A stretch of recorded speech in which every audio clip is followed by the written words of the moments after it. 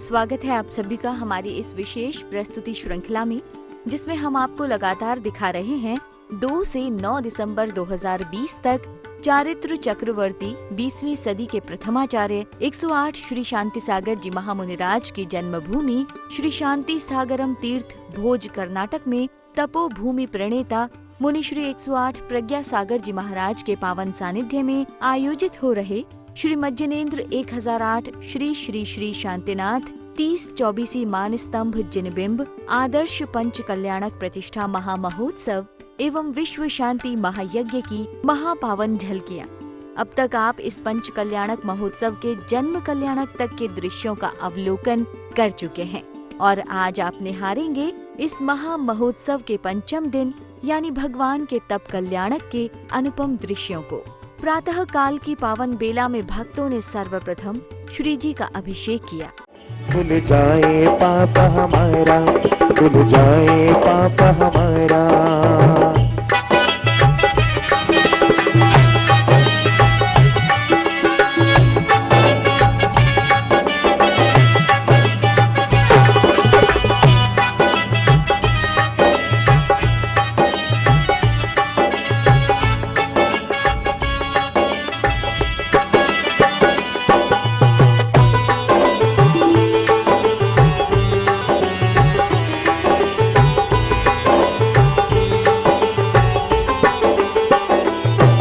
श्री जी अनंत गुण वाले हैं, ये परम शुद्ध तन वाले हैं।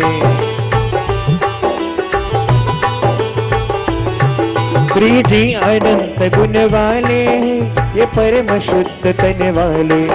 इनके चरणों में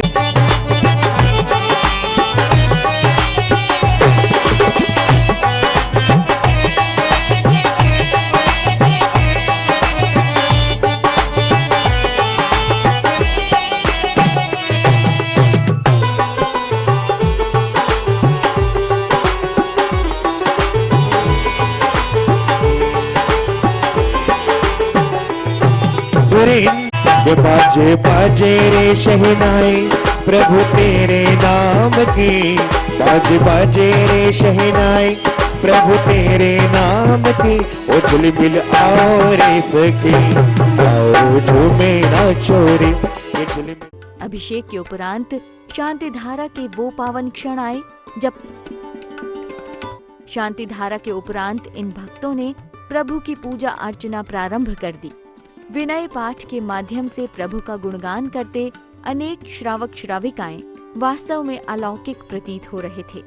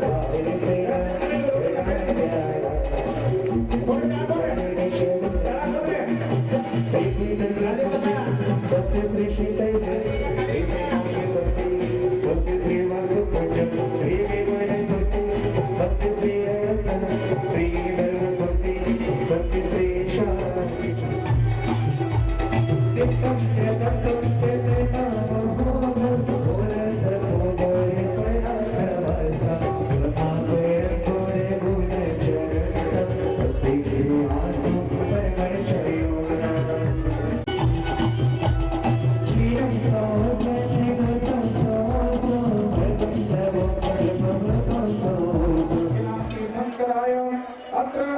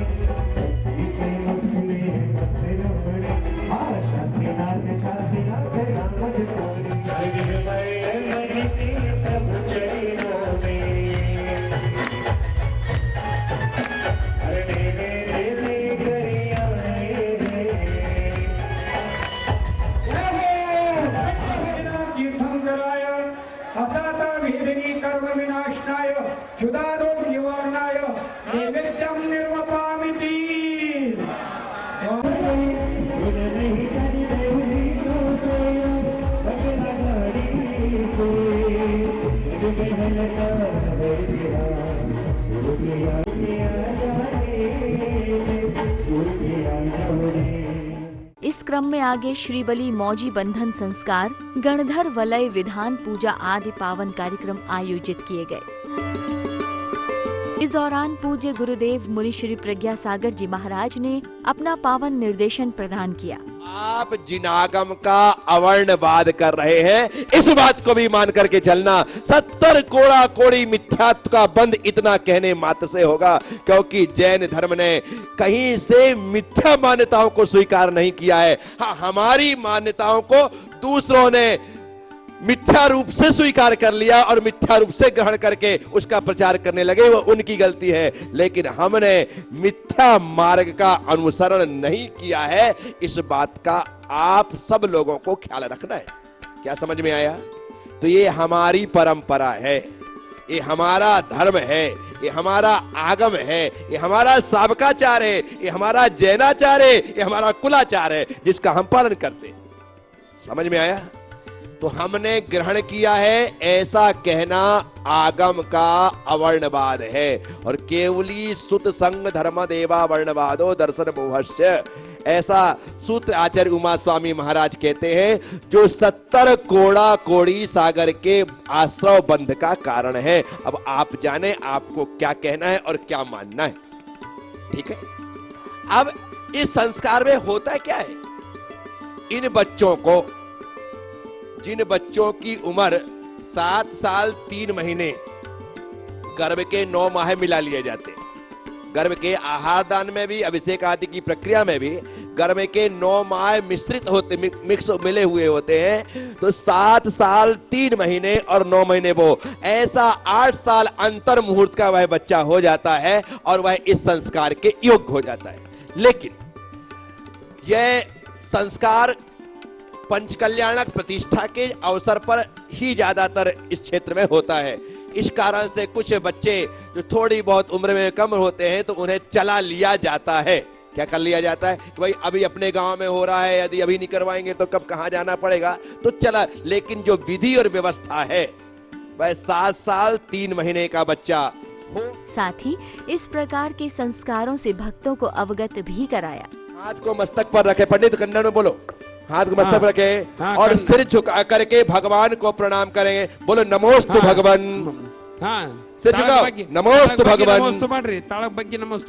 हाँ, अब बोलो नमोस्तु गुरुदेव, नमोस्तु गुरुदेव, नमोस्तु गुरुदेव। आप सभी बच्चे व्यवस्थित बैठ जाए और 9 बार नमोकार मंत्र बोले।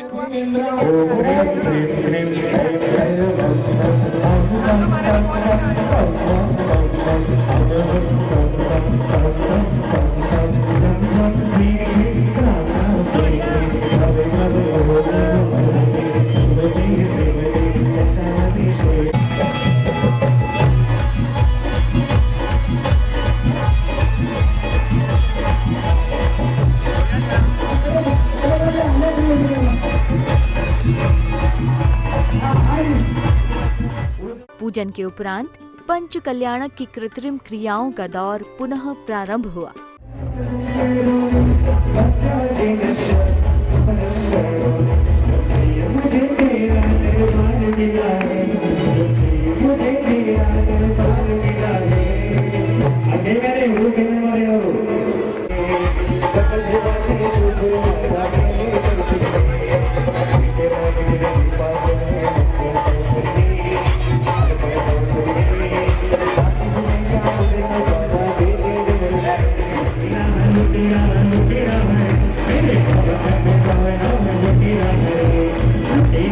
लुटेरा है, लुटेरा है, लुटेरा है, लुटेरा है, लुटेरा है।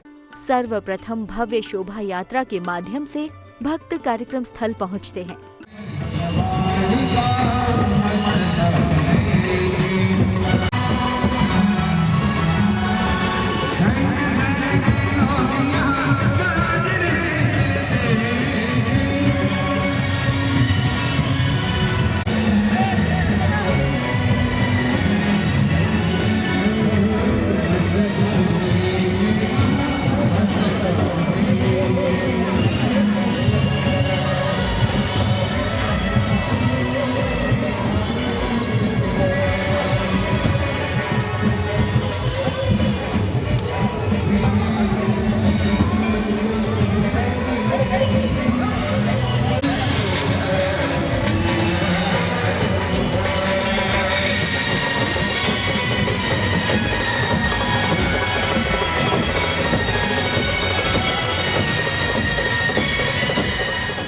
वन में पहुंचने पर प्रभु की दीक्षा संस्कार की क्रियाएं संपन्न की गयी।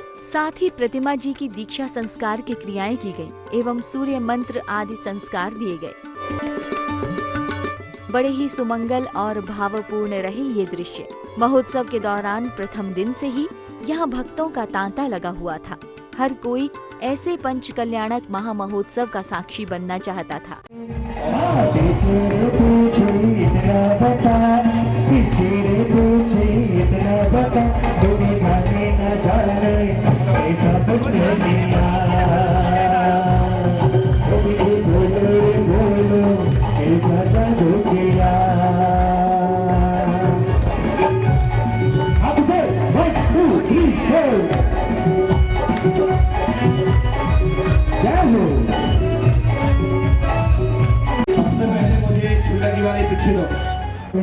के पीछे बोलोना, के पीछे बोलोना, के पीछे बोलोना। जय हो।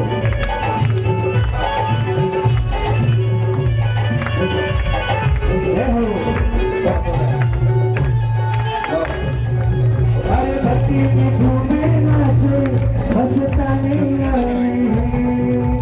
भक्ति में झूमे नाचे हंसता नहीं आई।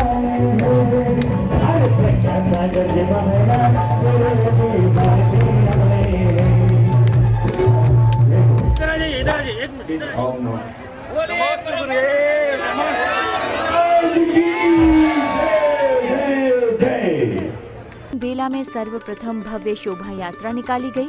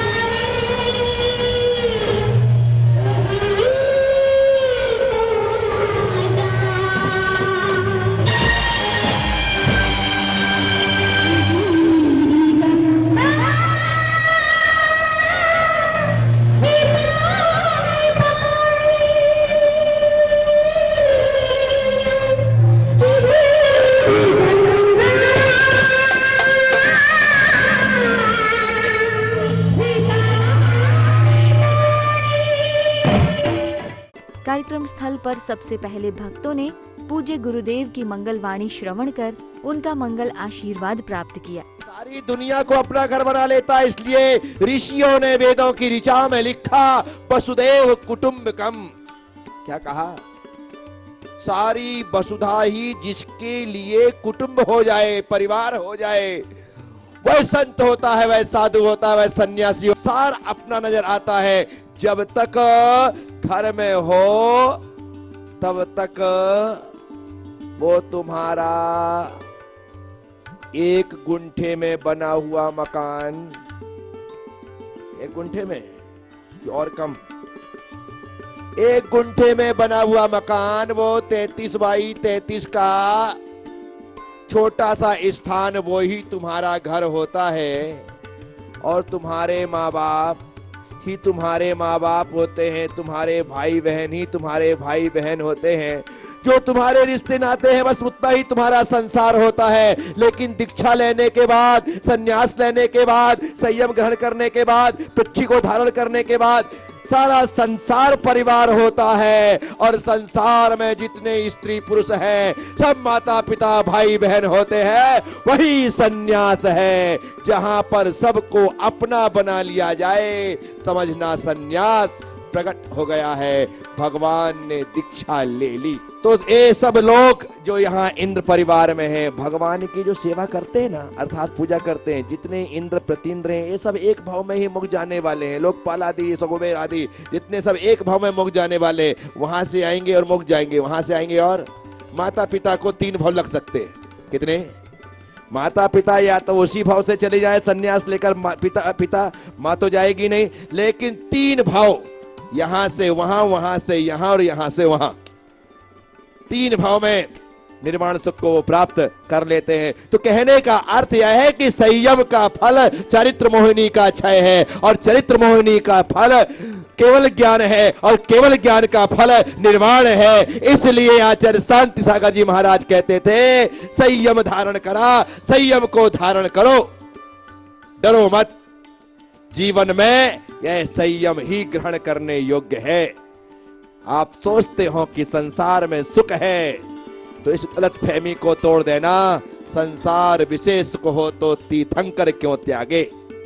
संसार के भीतर सुख होता तो संसार में तीर्थंकर से ज्यादा पुण्यवान और सुखमय जीवन किसी का नहीं होता है। लेकिन वे तीर्थंकर भी इंद्रिय सुखों का त्याग करके आत्म सुख को, मोक्ष सुख को पाने के लिए इस संसार के सुख का परित्याग कर देते हैं। माना कि शांतिनाथ भगवान ने विवाह के लिए जब पिताश्री ने पूछा कि बेटा मैं तुम्हारा विवाह करना चाहता हूं, तुम्हारी उम्र हो चुकी है, क्या कहते हो? भगवान कुछ नहीं बोले। पिताश्री समझ गए, मौनम स्वीकृति लक्षणम, मौन ही इनकी स्वीकृति है, ऐसा ये कह रहे हैं। भगवान ने 96,000 साधिया की। इस क्रम में आगे पूज्य गुरुदेव की मंगल स्तुति करते हुए एक मधुर भजन की प्रस्तुति दी गई। तेरे सामने है झुका, मेरे सर पे हाथ रख तेरा। सभी लोग नमोचार्य गुरुवरा, नमन शांति सागरा, चक्र चारित्र के पूज्य शांति सागरा। प्रथमाचार्य गुरुवरा, नमन शांति सागरा, धर्म सूर्य है मुनिवरा।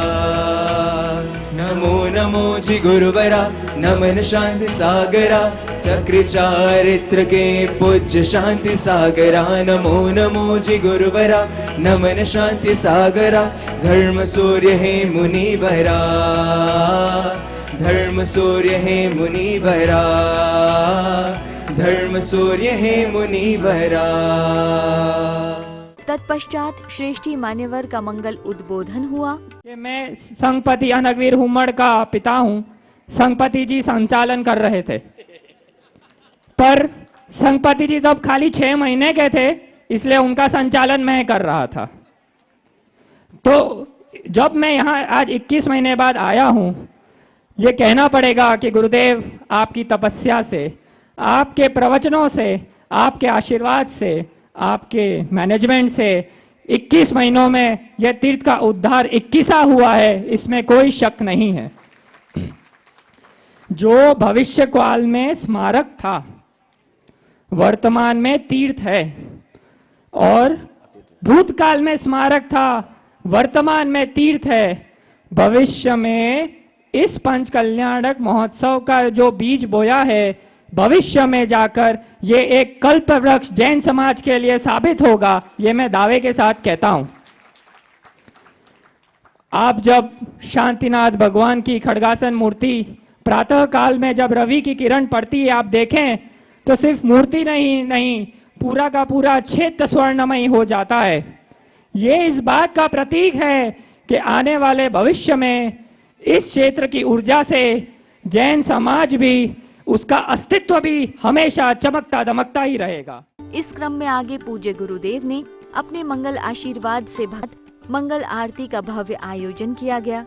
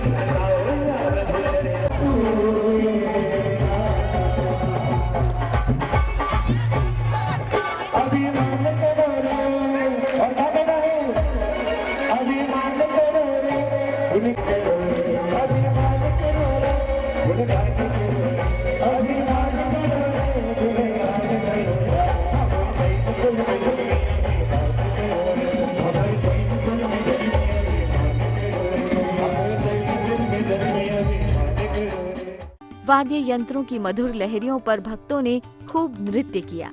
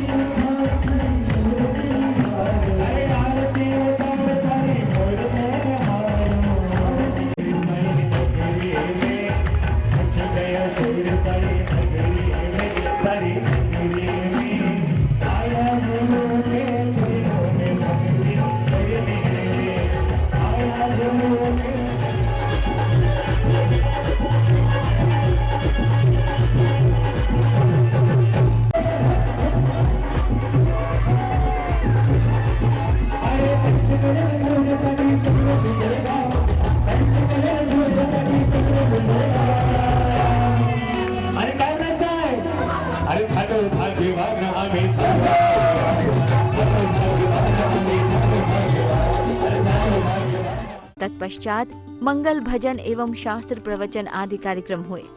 ओ धर्म के पालनहार, ओ धर्म के पालनहार, तुम्हें हम शीश झुकाते हैं। ओ धर्म के पालनहार, तुम्हें हम शीश झुकाते हैं। गूंजे जग में तेरी जय जयकार, गूंजे जग में तेरी जय जयकार, यही हम भावना भाते हैं। ओ धर्म के पालनहार। ऐसे ही भोजनगरी में पंच कल्याणक चल रहा था। परम पूज्य एक्सपर्ट मुनिवर्षी प्रज्ञा सागर जी बड़े उत्साह और जोश के साथ कोरोना काल में भी पंच कल्याणक करा रहे थे।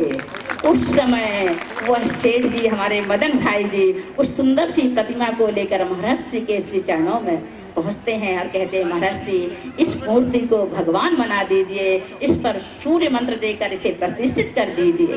महाराज श्री उस मनोज्ञ प्रतिमा को देखकर प्रसन्न होते हैं और कहते हैं, बहुत अच्छा, आप चिंता ना करें, आज दीक्षा कल्याणक का दिन है, आज ही इनकी प्रतिष्ठा दीक्षा संस्कार हो जाएगा। इसी के साथ कार्यक्रम समापन की ओर बढ़ा और इस क्रम में एक अन्य सुंदर कार्यक्रम आयोजित किया गया।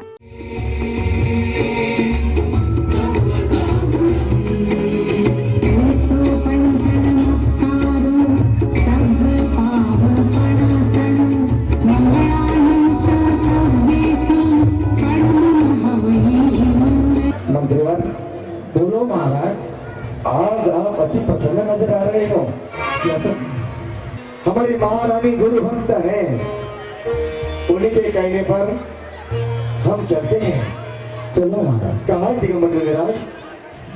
अच्छा, नगर के उद्यान में है। नगर के उद्यान में है। हाँ चलिए। चलिए महाराज चलिए। नमस्ते। मंत्रीवर, उस नागिन के स्वागत की तैयारी करो। रहा जिस रास्ते से आएगी उस रास्ते से, उस पहाड़ी से आएगी नागिन, उस पहाड़ी से यहाँ तक दीपक जलाओ। और हाँ, उस नागिन के स्वागत के लिए रास्ते पर फूल बिछाओ। इतना ही नहीं, कल इसी समय इस कार्यक्रम की अगली कड़ी के साथ हम फिर हाजिर होंगे। तब तक के लिए हमें दीजिए इजाजत। जय जिनेंद्र।